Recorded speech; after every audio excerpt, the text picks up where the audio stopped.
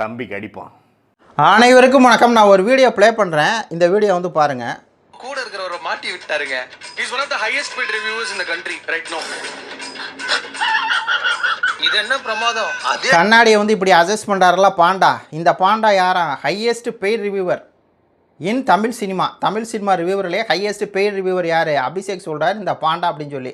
இந்த பாண்டா இப்போ டிசி படம் ரிலீஸ் ஆகிருக்கு பார்த்தீங்களா, அந்த படத்துக்கு பாசிட்டிவாக ரிவ்யூ சொல்லணும் அப்படின்னா போய் சம்மந்தப்பட்ட ப்ரொடியூசர்ட்டையும் சம்மந்தப்பட்ட ஹீரோட்டையும் காசு வாங்கிட்டு அப்படி வந்து ரிவ்யூ பண்ணக்கூடிய ஒரு paid reviewer, highest paid reviewer Tamil cinema. இந்த கேவலமான இழிவான பிறவி இப்போ என்ன பண்ணுதுன்னா, காசு வாங்கிட்டு ரிவ்யூ பண்ணியிருந்து சினிமா படத்தை இப்போ அதே மாதிரி காசு வாங்கிட்டு அண்ணன் சீமானுக்கு எதிராக தொடர்ந்து வீடியோ போடுறது, ட்விட்டரில் வந்து பதிவு போடுறது அப்படிங்கிற வேலையை பார்க்குது. அதுலேயும் ஒரு வீடியோ வந்து போட்டிருக்குது. தேர்தல் முடிவு நாள் அன்று அண்ணன் சீமான் ஆதரவு தாரங்க உறவுகளையும் சொல்லி அண்ணன் சீமான் அவர்களை ட்ரோல் பண்ணுற மாதிரியும், அண்ணன் சீமான் அவருடைய சிரிப்பு இருக்குல்ல, அந்த சிரிப்பு வந்து அவனுக்கு ட்ரோலும் வரல, சினிமா ரிவ்யூ வராது, இந்த ஆளுக்கு காசு வாங்கிட்டு ரிவ்யூ பண்ணுவார், ஆனால் அது ரிவ்யூ வராது. அதே மாதிரி சிரிப்பும் அண்ணன் சீமான் மாதிரி சிரிக்கிற சிரிப்பு வரல.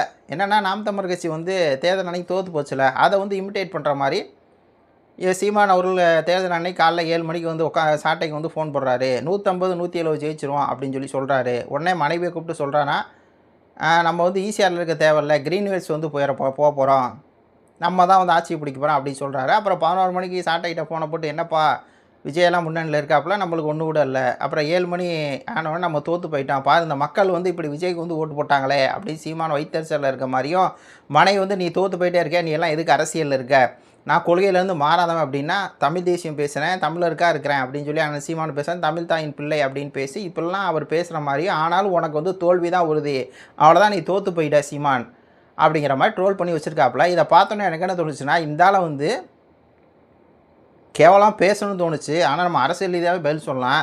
இந்த வீடியோ பாருங்க.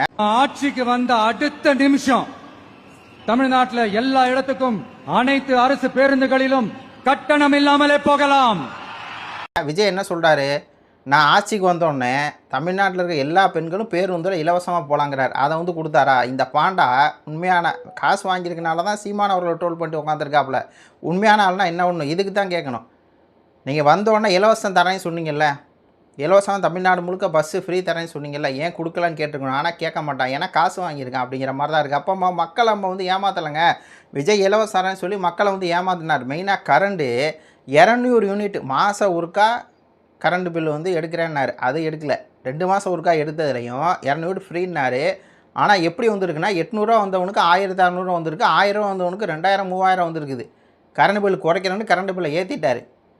அது மட்டும் இல்லாமல் 2500 தர்றேன்னாரு. இந்த 2500 விஜய் அவர்கள் தர்றேன்னு சொன்னது தான் மக்கள் வந்து இங்கே ஏமாந்தாங்க.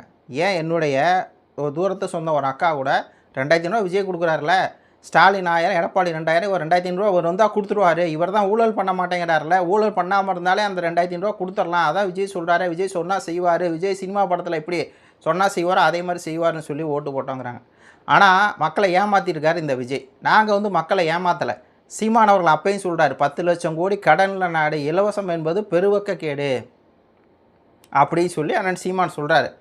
ஆனால் இலவசத்தை வந்து அறிவித்து போலி அறிவிப்பு கொடுக்க முடியாது. ஏன்னா விஜய் அவர்களால் கொடுக்க முடியாது. இப்போயே 1,20,000 கோடி கடை வாங்கினா தான் இந்த பட்ஜெட்டை நிறைவேற்ற முடியும். 2500 கொடுத்தோம் அப்படின்னா அதில் மாதம் வந்து 10,000 கோடி அந்த மாதிரி போயிட்டே இருக்கு. இவர் சொல்கிற இப்போல்லாம் வந்து 1 லட்சம் கோடி கிட்ட கூட போகும் வருஷத்துக்கு. அந்த மாதிரியான இவர் என்ன பண்ணிட்டு உட்காந்துருக்க, இலவச சொல்லிகிட்டு இருக்காரு. அதெல்லாம் ஏற்று கேள்வி வைக்க முடியாத இந்த பாண்டா. அது மட்டும் இல்லாமல் 6 சிலிண்டர் தரேன், ஒரு சிலிண்டரோட விலை 900 ரூபாய் என்னமோ, 6 சிலிண்டர்னா கிட்டத்தட்ட 5000 சில்லரை வந்துடுது. மக்கள் இலவசத்துக்கு வந்து மயங்குவாங்க. நம்ம விஜய் வந்து ஆட்சிக்கு வந்துட்டால் அவர் ஊழல் பண்ணாமல் இருந்தால் காசு கொடுத்துருவாரா அப்படிங்கிற மாதிரி. அதே மாதிரி தான் இலவச வேலையில்லா பட்டதாரிகளுக்கு 4000 கொடுக்குறேன் அப்படி இப்படின்னு பொய்யான வாக்குறுதியாக கொடுத்து எல்லாம் பண்ணார். அப்போது அவர் ஏமாத்துறாருன்னு அவரை தானே ஏற்று இந்த பாண்டா போன்றவர்கள் கேள்வி கேட்கணும். ஆனால் அவரை கேள்வி கேட்க துப்புக்கட்ட அந்த கும்பல் சீமான் தோற்று போயிட்டார். இந்த ஒரு பதிவெலாம் பாருங்களேன். இந்த மாதிரிலாம் போட்டு அந்த சீமானை ட்ரோல் பண்ணுறது. அதே மாதிரி அண்ணன் முருகேசன் அப்படிங்கிற மாதிரி சீமான் அவர்களை இது பண்ணுறது. சீமான் சிரிப்பு வச்சு அப்படின்னு சொல்லி சீமான் சிரிக்கிறார் அப்படின்னு சொல்லி சீமான் ட்ரோல் பண்ணுறியே பாண்டா, உனக்கெல்லாம் வெக்கமா இல்லை? இன்னொரு வீடியோ வந்து பாருங்க, இந்த வீடியோ பாருங்க. எங்க அம்மா வந்து சட்டப்பூர்வமா வந்து இப்படி சட்டத்தின் ஓட்டைகளை வைத்து எங்க அம்மா வந்து உள்ள போட்டு. இந்த பாண்டா என்ன சொல்லுது, அதிமுக ஜெயலலிதா அவர்களை கைது பண்ணுறாங்க போலீஸு. அவங்க சொத்து குவிப்பு வழக்கில் உடனே சட்டத்தில் இருக்க அந்த தான் பயன்படுத்தி எங்கள் அம்மாவை கைது பண்ணிட்டாங்க. அப்போது இந்த மாதிரியான கிறுக்கு புரியுதுங்களா உங்களுக்கு? காசுக்காக தான் எல்லாமே. காசு அன்னைக்கு அதிமுக காசு வாங்கிட்டு அதிமுக செம்படிச்சாப்புல, இடையில நாம் தமிழர் கட்சி கூட செம்படிச்சுக்கிட்டு இருந்தாப்புல. இப்போ விஜய் வந்தோடனே விஜய் அவர்களுக்கு செம்படிச்சுட்டு சீமான் அவர்களை ட்ரோல் பண்ணால் இப்போ சாட்டை அவர்கள் போட்டு விஜய் அவர்களை நல்லா கேள்வி கேட்குறாரு. அந்த மாதிரி கேள்வி கேட்க துப்பு இல்லை. நீ சரியான ஆளாக இருந்தால் சீமான் அவர்கிட்ட கேள்வி கேட்கணும். ஆனால் சீமான் அவர்கிட்ட கேள்வி கேட்க துப்பு இல்லை. ஒன்றும் இல்லைங்க, இப்போ காவேரி பிரச்சனை உச்சத்தில் போயிட்டுருக்குது. சௌமியா அன்புமணி ஒரே போட போகிறாங்க நான் சீமான் மாதிரி. ஒன்று ரோட்டுக்கு இந்த பக்கம் இல்லை இந்த பக்கம் நடுவு நிற்காத அப்படின்னு. காவேரி அந்த மேகதாதானா கட்டணுமா இல்லை கட்டக்கூடாதா? ஒன்று இந்த பக்கம் இல்லை இந்த பக்கம் இல்லை அப்படிங்கிறாங்க. பதிலே இல்லைங்க. வாய் மூடி அமைதியாகவே இருக்காருங்க. அனைத்து கட்சி கூட்டம் காவேரி பிரச்சனைக்காக மேகதாது பிரச்சனைக்காக போட்டு நாங்கள் வந்து மேகதாது அணை கட்டக்கூடாது, நாங்கள் விடமாட்டோம், நாங்கள் சட்ட ரீதியாக போராடுவோம் அப்படிங்கிற ஒரு தீர்மானத்தை எல்லாம் போட அனைத்து கட்சி கூட்டம் கூட்டலை. அங்கே வந்து சிவகுமார் என்ன பண்ணுறாரு? அங்கே வந்து மேகதாது கட்டுவோன்னு அவர் ஒத்த காலில் நிற்கிறாரு. தமிழ்நாட்டுக்கு ஒரு சொட்டு தண்ணி தரமாட்டோன்னு ஒத்த காலில் நிற்கிறார். இவர் என்ன பண்ணுறாரு? நான் அங்கே போகிறேன்ட்டு ஒரு நாடகத்தை போட்டு அங்கே போகாமல் அங்கே எப்படி போக முடியும்? கர்நாடகாரன் அவன் வந்து உணர்வாக இருக்காங்க. அந்த மக்களுக்காக வந்து அந்த முதலமைச்சர் நிற்கிறார். இவர் மக்களுக்காக நிற்கிற மாதிரி தெரில. அப்போ இவரை தானே எடுத்து கேள்வி கேட்கணும் இந்த பாண்டா போன்றவர்கள். ஆனால் அதை கேள்வி கேட்காம அண்ணன் சீமான் அவர்கள் உட்காந்து ட்ரோல் பண்ணிருக்காங்க. அண்ணன் சீமான் அவர்கள் எந்த இடத்துலையும் மக்களை ஏமாற்றலை. டாக்டர் ஆசாலின்னு சொன்னால் தான் எனக்கு வந்து ஞாபகம் வருது. அதாவது வீரர்களுக்கு வந்து பார்த்திங்கன்னா சாவே கிடையாதுங்கும்போது வீரர்களுக்கு வந்து தோல்வி கிடையாது. நம்ம தமிழ் தேசியம் பேசணும், உண்மையாக பேசணும், கரெக்டாக பேசணும், ஊழல் பண்ணல, திருடலை, பொய் சொல்ல, எதுவுமே பண்ணல. விஜய் அவர்கள் மாதிரி இலவசம் தர்றோம் அப்படின்ட்டு ஆட்சிக்கு வந்ததுக்கப்புறம் இலவசம் தர முடியாதுன்னு சொல்லி மக்களை நம்ம வந்து ஏமாற்றலை. நம்ம எந்த பொய்யான வாக்குறுதியும் கொடுக்கல.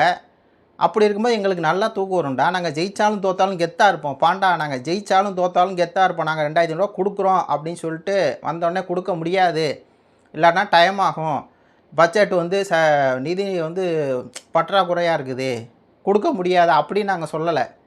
நாங்கள் உண்மையை சொன்னால் நேர்மையாக சொன்னோம், அவ்வளோதான். அதான் தோற்று போனோம்.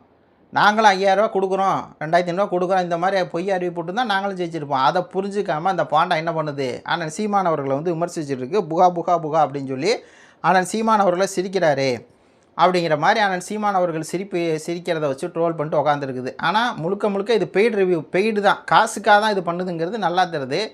அதாவது சொல்லுவாங்களே, இந்த பிழைப்புக்கு வந்து வேறு வேலை பார்க்கலான்னு, அதான் நம்ம வந்து சொல்ல வேண்டியிருக்குது. இப்படி சீமான் அவர்களை இழிவுபடுத்துகிற மாதிரியும், சீமான் வீட்டில் வந்து மனைவி இருக்கிறாங்க, அவங்க சீமானன்னா அந்த நாம் தமிழர் கட்சி கொள்கையில் எவ்வளோ தூரம் உறுதியாக இருக்கிறாங்க அப்படிங்கிறது தெரியும். ஆனால் அவங்க வந்து ஏதோ சீமானவர்களை திட்டுற மாதிரியும், நீலாம் தமிழ் தேசியம் பேசி தோத்தே போறியே, இப்படி தோற்று போறியே அப்படின்னு சொல்லி அவங்க சொல்கிற மாதிரி, சீமான் கதை உன் கதை முடிஞ்சு இதுமாதிரி அரசியலாம் பேசாத அப்படிங்கிற மாதிரி அவங்க சொல்கிற மாதிரி நீ பேசுகிற.